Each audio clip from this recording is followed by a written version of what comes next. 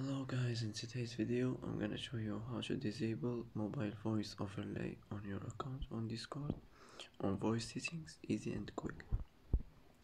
First, click on your profile here, and now here you will find voice settings. Click on it.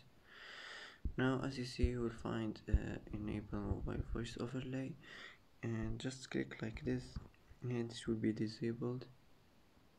That's how to disable mobile voice overlay on your account on Discord, easy and quick. And that's it for today's video. If you like this video, don't forget to like and don't forget to subscribe. I hope this video is helpful for you, and thanks for watching until the end, and see you in the next video.